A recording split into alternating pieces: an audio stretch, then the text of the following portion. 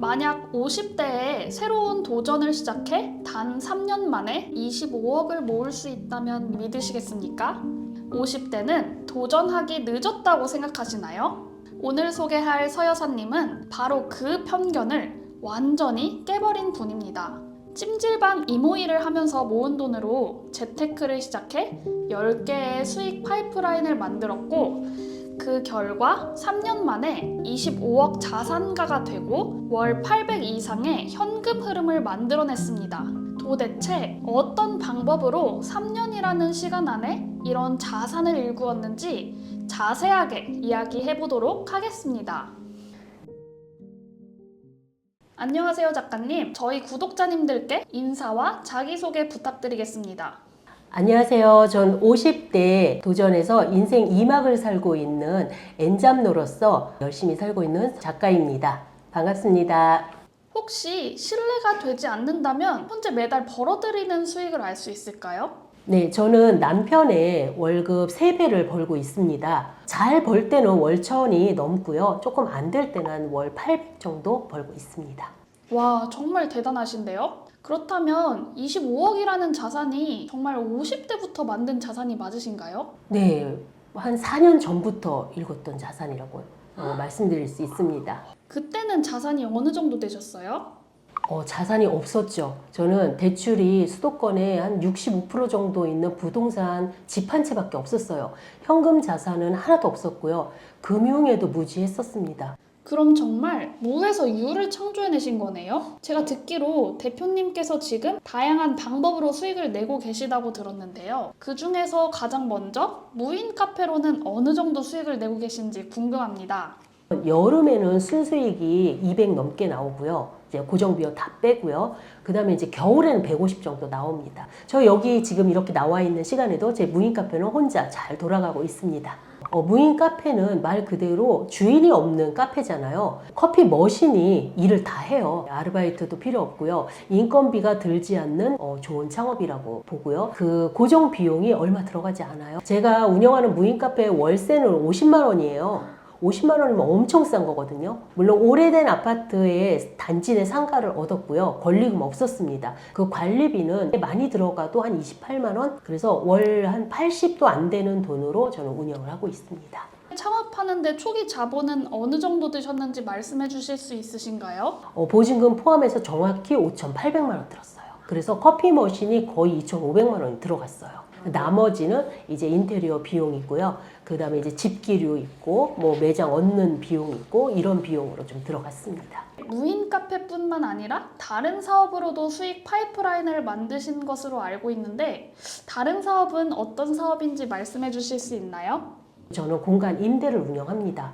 바닷가 한 달 살기 아시나요? 네. 하루 이틀만 빌리는 일반 숙박업과 달리 비교적 길게 2주에서 한 달 정도를 임대해서 숙소로 사용하는 것으로 알고 있습니다. 이런 사업은 혹시 수익이 어느 정도인가요? 수익은 많지는 않아요. 저희는 13평 아파트이기 때문에 굉장히 오래된 아파트예요. 그래서 거기에 한 달 살기의 수익은 한 돈 100만 원 정도 들어옵니다. 그럼 거주하시는 곳에서 거리가 있을 것 같은데 어떻게 관리하시나요? 한 달 살기이기 때문에 한 달에 한 번만 가면 되죠. 2시간 반 거리예요. 거기를 여행 삼아 가는 거예요. 청소하러 가는데 여행 삼아서 2-3시간 있다가 오기도 하고요. 아니면 하룻밤 자고 오기도 합니다. 그렇다면 작가님, 부자를 꿈꾸시기 전에 자산이 없으셨다고? 아까 말씀해 주신 것 같은데 사업 같은 경우는 자본이 필요하잖아요? 이러한 자본은 어떻게 모으신 건가요? 저는 100일에 500만 원을 모았어요. 저는 어떻게 모았냐면 부수입 창출을 했어요. 부수입 창출은 블로그를 열심히 쓰면요. 애드포스트라는 돈이 나옵니다. 또 앱테크라고 있어요. 뭐 토스 많이 하시잖아요. 토스에도 앱테크가 있어서 만보를 걸으면 누르는 게 있어요. 누르면 돈이 나옵니다. 뭐 많은 돈이 나오지 않지만 17반 모이면 그것도 돈이 되고요. 또 설문조사 같은 경우는 엠브레인이라는 게 있어요. 그거 어플을 설치하면 거기는 이제 설문이 오기도 하지만 좌담회도 있고요. 또 내가 우편으로 받는 것도 있습니다. 또 우리가 한국 리서치 같은 설문조사 많이 아시죠? 그런 것도 깔아놓으면 거기에 이제 설문이 와요. 그리고 열심히 하다 보면 300원에서 한 3,000원 정도 그 사이에 왔다 갔다 돈들이 한 건당 있습니다. 또 당근 팔기도 많이 합니다. 집에서 안 쓰는 물건들 당근으로 팔아서 부수입으로 창출하기도 하고요. 또 가끔 저는 지금 여유가 없지 않음에도 불구하고 이번에도 고시원 알바를 가요. 청소를 가는 거예요. 일주일에 한 번만, 1시간만 하면 되니까 그런 것도 부수입으로 창출을 해서 다 여기 종잣돈 모으기에 넣어놓습니다. 그런 방법으로 저는 500만 원을 모으기 시작했어요. 그렇게 종잣돈 500만 원을 모아서 가장 먼저 하신 것은 무엇인가요? 투자 500만 원을 모아서 처음에 투자한 곳이 미국 배당주예요. 저는 미국 배당주를 소수점 투자로 했어요. 한 주 사기가 사실 어렵잖아요. 돈이 나는 정말 없어요 하시는 분들도 계실 거예요. 그러면 소수점 투자를 저는 추천드려요. 토스에 들어가면 소수점 투자하기가 있습니다. 거기 들어가면 매일, 매주 아니면 매달 이렇게 나눠서 내가 정할 수 있거든요. 그렇게 정해서 1달러씩 하시는 분도 있고요. 그 다음에 하루에 10,000원씩 하시는 분도 있고요. 소액 투자, 1달러씩 매일 투자해보는 거, 10,000원씩 매주 해보는 거. 하다 보면 이 주식이 뭐 한 주 사는 거보다는 좀 적겠지만 점점 늘어나고요. 그것들이 늘어나면서 달러로 올라가기 때문에 환테크로도 가능합니다. 소수점 투자 말고도 다른 투자도 하고 계신 게 있으신가요? 네, 500만 원을 가지고 이제 금융 투자를 했잖아요. 그 배당 투자는 아직도 갖고 있어요. 그 노후 자금으로 생각하고 절대 팔지 않고 그 배당을 가지고 또 재투자를 하니까 복리식으로 이렇게 늘어나잖아요. 그런 방법으로 지금도 하고 있고요. 비트코인도 좀 투자를 하고요. 네, 미국 배당주도 투자를 하고요. 공모주도 투자를 합니다.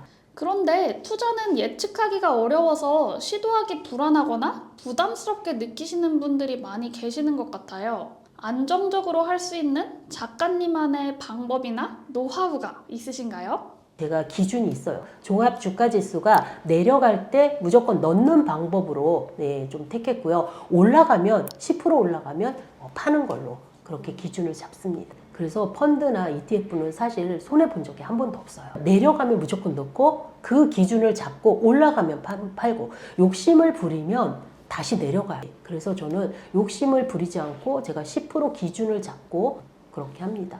이번에 소수점 투자도 제가 테슬라나 스타벅스를 하고 있는데요. 테슬라가 55%가 올랐더라고요. 그래서 저는 바로 매도를 했습니다. 네. 지금에서야 제가 이제 부자를 꿈꾸면서 이런 기준이 생겼지 그 전에는 저 역시 주식 가지고 많이 잃기도 했습니다. 왜냐면 욕심을 부려서 10% 30% 됐을 때 더 오를 거야 라는 걸로 묻어두고 했더니 마이너스로 간 적도 많이 있습니다. 그 이후 저는 그런 기준이 생겼는데 이런 기준이 생기기까지는 많은 독서를 했죠. 책에서 많은 해답을 얻었어요. 투자 시작하실 때 도움받으신 책을 소개해 주실 수 있나요? 저는 이제 미국 배당주 투자할 때 소수몽키님의 잠든 사이 월급 버는 미국 배당주 투자 책을 읽고 계속 배당주를 지금까지 투자하고 있습니다. 그 책 내용은요, 주로 미국 배당주에 대해서 이제 나열하는데요. 미국 배당주 중에서 배당 성장주나 이런 것들이 이제 어떤 것을 투자하면 좋을지라는 그 회사에 대한 나열도 다 있어서 굉장히 도움이 많이 됐어요. 여기까지 말씀해주신 창업과 재테크만으로는 사실 30억 자산을 만들기는 쉽지 않을 것 같은데요. 다른 수익 파이프라인도 말씀해주실 수 있나요? 제가 뭐 갑자기 무엇을 해서 돈을 쭉 번 거보다는 제가 가진 게 집 한 채였어요. 내 집을 이용해서 실행을 했고요. 그 집을 이용해서 실행했다는 거는 처음에 살고 있는 집을 전세를 줬어요. 전세를 주다 보니까 대출을 갚아야 돼요. 그 대출을 갚으니까 요만큼의 전세금이 남는 거예요. 그 전세금을 가지고 저는 지역을 옮깁니다. 송도에 가서 제가 집을 사요. 대출을 똑같이 일으켜서 집을 사요. 예를 들어서 대출이 2억 8천이 있었다면 이쪽에도 대출을 2억 8천을 일으켜서 집을 삽니다. 여기는 전세를 줬기 때문에 대출이 없죠. 여기는 대출이 있지만 저는 집이 두 채가 된 거예요. 그런 방법으로. 그렇게 집을 두 채로 만들어 놓고 다시 집을 또 이용해서 다시 이사가는 방법으로 1년에 집을 2번이나 이사를 한 적도 있었어요. 그런 방법으로 좀 택해서 부동산이 자산이 조금 크게 있는 것 같고요. 그렇다면 50대 이후에 부동산 투자를 시작하려면 어떤 점을 고려해야 하나요? 네, 책을 먼저 읽고 시작하셔야 됩니다. 예를 들면 우리가 부동산을 들어가도 아무런 지식이 없이 들어가면 부동산 중개사가 이야기를 할 걸 알아들을 수가 없어요. 그러면 호구가 될 수도 있어요. 그 안 팔린 물건들을 소개해 주기도 합니다. 물론 모든 부동산 중개인들이 그렇다는 건 아니에요. 근데 내가 모르면 그렇게 당할 수도 있다는 거를 조금 알려드리는 겁니다. 작가님의 현재 수익 파이프라인이 총 10가지나 된다고 하셨는데요. 말씀해주신 재테크, 창업, 부동산 이외에도 어떤 것들이 더 있으신가요? 강의라든가 또 열심히 쓰고 있는 블로그라든가 거기다가 녹화본이라는 게 있어요. 저는 이제 시니어 재테크 강사이기도 하기 때문에 녹화본을 클래스 101에도 판매를 하고요. 제 블로그에 오시면 식비저랑 녹화본이라든가 뭐 무인카페 녹화본이라든가 이런 것들을 판매를 합니다. 아, 블로그도 수익을 낼 수 있군요. 블로그는 어떻게 하셨나요? 블로그를 굉장히 많이 썼습니다. 블로그를 쓰고 나서 한 달 만에 애드포스트 신청을 해서 애드포스트에서 돈이 나오기 시작하고요. 그때 당시에는 별로 나오질 않아요. 왜냐하면 이웃도 별로 없고 제가 블로그를 많이 쓰지 않기 때문에 지금의 저는 블로그에서 수익이 좀 나오는 편입니다. 몇십만 원씩 나와요. 그래서 블로그를 계속 쓰다 보면 이렇게 돈이 나오기도 하고요. 그 블로그로 인해서 절약 식비를 썼어요. 일주일에 7만 원 살기. 거기에서 제가 수입 창출이 되는 거예요. 그걸로 콘텐츠가 이루어지는 거죠. 아, 일주일 7만 원 살기 하고 싶은 분들 모이세요. 함께 해요. 하면서 돈을 받고 제가 그거를 한 달 안에 40만 원으로 줄여주고, 네, 100만 원을 줄인 분들도 있고, 어떻게든 아무리 최소한 안 돼도 25만 원 이상은 줄여집니다. 그렇게 줄여서 배당주 투자하는 방법을 알려주니 저에게 계속 사람들이 찾아오기 시작했죠. 그러면서 돈을 벌기 시작했고요. 그 후에 책을 내고 그 책에 나온 이야기들을 또 풀어내니까 부자 매뉴얼이라는 또 그런 콘텐츠를 시작해서 지금도 하나하나씩 단계별로 나가고 있습니다. 그렇게 10개의 파이프라인이 나오고요. 책을 출판하신 얘기를 더 해주실 수 있나요? 50대에 도전해서 부자 되는 법을 출간했습니다. 그 책은요, 50대 말 그대로 제가 53세에 시작을 했어요. 아, 무조건 새벽 4시에 일어나 보자. 새벽 4시에 일어나는 게 너무 힘들었어요. 정말 칠흑 같은 어둠 2020년 2월부터 시작했기 때문에 2월은 깜깜했습니다. 7시까지 깜깜해요. 그래서 그때부터 일어나서 책을 읽기 시작했죠. 무조건 닥치는 대로. 재테크, 자기계발, 돈 이런 관련된 거는 무조건 읽기 시작했어요. 그리고 절약을 하기 시작했어요. 저는 수입이 많지 않고요. 수입을 늘리고 지출을 줄여야 우리가 부자가 되는데 수입을 늘릴 방법이 없는 거예요. 그때 당시는 투잡도 하고 있는데도 불구하고. 그래서 저는 지출을 줄이기로 했습니다. 무조건 일주일에 7만 원만 쓰자. 그리고 아무것도 쓰지 말자. 걸어 다니기 시작했습니다. 차비도 쓰지 않았어요. 만남을 갖지 않았습니다. 이악 물고 3년만 이렇게 살아보자라는 생각으로 시작해서 지금까지 온 것 같습니다. 그런데 작가님 이야기를 계속 들어보면 디지털 도구를 활용하시는 것 같은데요. 사실 중장년층 분들이 디지털 도구는 익숙하지 않으시더라고요. 어떻게 이렇게 잘 활용하셨나요? 저 또한 디지털 도구가 너무 어려워서요. 처음에 줌 사용을 할 수 없어서 들어가 보지 못해서 강의를 놓친 적도 있어요. 그리고 블로그 쓰는 것도 너무 어려워서 사진 한 장 놓고 글 한 줄 쓰고 2줄 쓰고 이런 적이 많습니다. 저는 이런 분들은 우리가 한글은 다 읽을 줄 알잖아요. 그러니까 그 분야의 디지털 도구가 모르면 그 분야의 책을 좀 읽어보셨으면 좋겠어요. 나는 블로그를 쓰고 싶어. 블로그 책을 읽으셔야 되고요. 난 유튜브를 조금 한번 해보고 싶어. 그럼 유튜브 책을 좀 읽어보셨으면 좋겠어요. 부동산이 좀 궁금해? 라면 부동산 책도 몇 권을 읽고 나서 다른 그 강의를 들어야 귀에 좀 들어오지 아무것도 용어조차도 모르는데 그런 것들을 한다, 강의를 듣는다, 들으나 마나인 것 같아요. 제가 처음에 그런 방법으로 해봤더니 너무 힘들어서 저는 그렇게 책을 좀 읽고 그런 방법으로 했습니다. 작가님께서 현재 시니어분들 대상으로 강의와 컨설팅을 하고 계신다고 하셨는데요. 강의 수강하시는 분 중 최고령이었던 분은 몇 세에 도전을 하셨나요? 제 커뮤니티에서 함께 하시는 분 중에 연령대가 높으신 분은 68세입니다. 그분은 지금 손녀를 위해서 미드전이라고 컬러링 북을 만드셨어요. 손녀와 함께. 물론 그분은 모르죠. 도구 사용을 할 수 있었을까요? 도구 사용을 할 수 없었어요. 하지만 그 도구 사용을 배우고 책을 읽고 하면서 미드전이라는 그 컬러링북을 만드셔서 손녀가 엄청 좋아한다고 합니다. 저 역시 그림책 작가의 꿈을 꾸고 있어서 그림책을 지금 도전 중입니다. 12월 7일까지 완성본이 나오도록 지금 열심히 하고 있고요. 작업 중이고요. 그 또한 손녀를 위한 거예요. 다른 뭐 그림책을 판매를 하겠다 보다는 내 손녀를 위해서 생일에 선물을 좀 해주고 싶다라는 생각에 그렇게 도전을 하고 있어요. 여러분들도 한번 도전해 보세요. 도전이라는 거는 용기를 꺼내시면 됩니다. 뒤에 숨어 있는 용기 앞으로 꺼내세요. 그렇게 용기를 꺼내셔서 얼마든지 충분히 누구든 다 할 수 있다는 걸 좀 알려드리고 싶어요. 작가님께서는 돈을 모으면서 나이라는 점에서 느꼈던 어려움이 있으셨나요? 네, 50대라는 나이는 어느 곳에도 원하지 않는 나이예요. 취업하기가 굉장히 힘듭니다. 그래서 그 나이를 극복할 때 굉장히 어려웠고요. 그 나이를 극복하는 방법이 있어요. 일단 감사일기를 먼저 써보세요. 감사일기를 쓰면은 나에게 감사하는 일기를 특히 많이 쓰면 남에게 감사보다는 나 자신에게 나 이러이러해서 감사해 라고 자꾸 쓰면은 내가 자존감이 올라갑니다. 그 자존감을 올라가는 거를 먼저 시작하셔야 내가 자신 있게 어디든 들이밀고 어디든 도전하고 네, 그렇게 할 수 있어요. 현재 자녀분들에게 노후 대비 혹은 돈 관리와 관련해서 따로 교육하고 계시는 부분이 있는지 궁금합니다.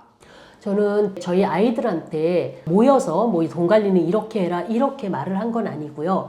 우리 젊음이 무기잖아요. 젊음이라는 거는 굉장히 좋은 거잖아요. 그래서 젊을 때 몸테크를 좀 두려워하지 않았으면 좋겠고요. 저 같은 경우는 자녀와 동업을 했습니다. 무인 카페 저희 큰아이와 동업이고요. 처음부터 돈을 반반 투자를 하고 청소도 반반 가고요. 그 다음에 수익도 반반 이렇게 나눕니다. 지금 무인 아이스크림은 작은 아이와 동업을 하려고 작은 아이가 돈을 모아놨어요. 돈을 대주면서 동업하는 건 아무 의미가 없습니다. 아이들의 자녀의 돈으로 해야 되죠. 자녀가 돈이 없어서 지금 동업을 못한다? 그럼 부지런히 자녀가 모아야 돼요. 모아야 되는 이유를 부모님이 이야기를 해주면 자녀가 충분히 납득하고 모읍니다. 그런 식으로 저는 자녀에게 돈 관리라든가 그런 걸 알려줬고요.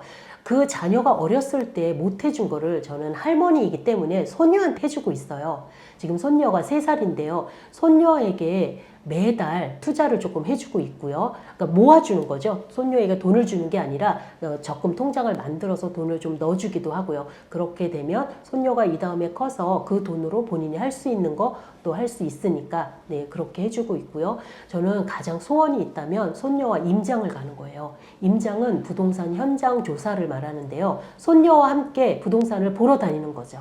그래서 자연스럽게 그렇게 할 수 있도록 네, 하는 겁니다. 50대 이후에 자산을 어떻게 일구셨는지 다양한 방법을 자세하게 말씀해 주셔서 정말 감사드립니다. 작가님께서 어떤 계기로 이렇게 하실 수 있었던 것인지 너무 궁금합니다. 네, 제가 50대 이렇게 시작할 수 있었던 이유는 사실 절실함이었어요. 그 절실함은 딸아이가 이유였고요. 딸아이의 눈물이라고 제가 책에도 많이 적어놨는데 저희 아이는 아나운서를 꿈을 꿨거든요. 그런데 그 아나운서 시험을 계속 보다가 계속 낙방하는 거예요. 그러다 어느 날 이제 면접을 보러 가고 거의 최종 면접 쪽 대기였어요. 근데 그때 아이가 갔다 오더니 펑펑 우는 거예요. 그래서 왜 그러나 봤더니 아이가 이제 그만하겠다고, 나 이제 포기하겠다고. 이유가 있었겠죠. 그래서 저는 이유를 물었어요. 그런데 이제 면접관 분들이 이제 그런 말을 하셨나 봐요. 너희 아버지 뭐 하시노? 너 일어나서 한 바퀴 돌아봐라. 네 옷차림이 뭐냐? 근데 아나운서의 옷차림은 누구나 다 똑같습니다. 그런데 아이는 이제 나는 아나운서를 이제 더 이상 할 수 없겠구나. 난 이제 포기해야겠다 하면서 이제 포기하는 계기가 있었는데 그걸 보면서 제가 이제 무능한 부모잖아요. 무능한 부모 때문에 아이가 꿈을 포기하는구나. 그런 생각에 안 되겠다. 나 부자가 돼야겠다. 이제부터 부자가 되려면 어떻게 해야 되지? 하면서 시작했던 그 계기였습니다. 그럼 부자가 되는 방법을 단계로 나눠서 정리 한번 해주실 수 있나요? 네, 1단계는 절약이라고 봅니다. 절약을 하려면 우리가 가계부 쓰기를 해야 돼요. 가계부는 사람들이 이제 쓰다 말다 하잖아요. 그런데 가계부는 우리가 쓰는 용도로만 하셔서 그래요. 쓰는 용도가 아니라 미래를 설계하는 용도라고 보시고 가계부를 조금 꾸준히 쓰셨으면 좋겠고요. 절약을 하시면서 저축이 같이 들어가야 돼요. 그건 2단계입니다. 저축은 무조건 떼야 돼요. 월급에서. 예를 들어서 중장년층들의 그 월급이 나오지 않는다 이런 분들은 지금 나오는 뭐 퇴직금에서 조금 쓴다든가 연금에서 쓰는 것들도 다 쓰는 게 아니라 거기서도 조금 저는 모아야 된다고 봐요. 종잣돈을. 그래서 저축이 2단계라고 보고요. 3단계는 500만 원을 먼저 모으시는 거를 좀 추천해요. 500만 원의 저축에서 모으는 게 왜 그러냐면요. 500만 원이나 1000만 원을 모으는 그 문턱을 넘어야 우리가 계속 돈을 모을 수 있는 힘이 생겨요. 그래서 그 500만 원을 가지고 무엇을 하느냐? 저는 금융투자를 추천합니다. 다양한 투자는요. 위험성을 줄여요. 주식을 가장 저는 비추천하는 편이고요. 비트코인도 공부를 조금 한다면 무작정 따라가기가 아니라 내가 조금 알고 있는 내 선에서 공부를 좀 하면서 시작하면 위험성이 없지는 않지만 좀 줄어들죠. 그리고 그거 말고도 뭐 공모주라든가 여러 가지 다양한 금융 투자가 있는데 펀드라든가 그런 것들을 저는 조금 추천을 드리고 많은 돈을 하시면 안 돼요. 한 번에 몰빵을 하신다든가 500만 원 정도부터 시작을 조금 하시는 걸 추천드리고요. 4단계에는 이제 창업을 조금 하셨으면 좋겠어요. 작게 하셔야죠. 창업이라는 거는 내 돈이 들지 않는 무자본 창업이 있고요. 아주 작은 돈이 드는 소자본 창업이 있습니다. 그것들을 가지고 바탕으로 돈이 더 이제 모아지죠. 더 모아지면 이제 부동산 투자를 하는 거죠. 부동산도 뭐부터 시작하시냐면 저는 부동산에 이제 분양권 공부를 조금 하셨으면 좋겠고요. 또 청약이 가장 돈이 덜 들어요. 계약금만 있으면 되니까. 그리고 이제 갭 투자를 많이 하시는데 경매도 좀 공부를 하셔서 투자하시는 방법도 괜찮습니다. 경매 같은 경우는 한번 배워놓으면 평생 직업이라고 해요. 그래서 저는 이런 것도 괜찮다고 보고요. 부동산 투자로 어느 정도 돈을 좀 벌었으면 이제 사업을 하죠. 사람들은 이제 부자가 되는 그 길에 물론 부동산 투자로 굉장히 많이 오르는 경우도 있는데 사실은 사업으로 좀 많이 버시는 분들이 계셔요. 근데 우리가 모두 다 사업이 잘 되지는 않잖아요. 그러니까 사업 같은 경우는 크게 하시는 게 아니고 한 부분에 부동산 투자가 어느 정도 돼 있다면 사업도 내가 조금 재미 삼아서 하는 정도로 시작하시면 저는 이 단계별로 중장년 분들이 충분히 앞으로 나아갈 수 있다고 생각합니다. 좋은 말씀 정말 감사합니다. 이 영상을 보고도 도전을 망설이고 계신 분들께 한마디 부탁드릴게요. 저는 이 글귀가 너무 무서웠어요. 지금을 미루면 3년 뒤에 같은 날을 만난다. 여러분의 3년 전은 어떠신가요? 저의 3년 전과 지금의 저는 180도로 달라졌습니다. 앞으로의 3년 뒤도 저는 달라질 거예요. 여러분의 3년 전과 지금의 3년 전이 같다면 열심히 살았는데 더 노력은 하지 않았다는 거예요. 그래서 지금부터 나는 시작이야 라고 생각하시고 앞으로의 3년을 조금 노력해 보셨으면 좋겠어요. 저는 이 3년이라는 이 기간을 마라톤에 비유를 합니다. 우리가 태어나서 눈을 감을 때까지 42.195km라고 생각을 해볼 때 딱 3년은 몇 킬로일까요? 저는 5km밖에 된다고 보지 않습니다.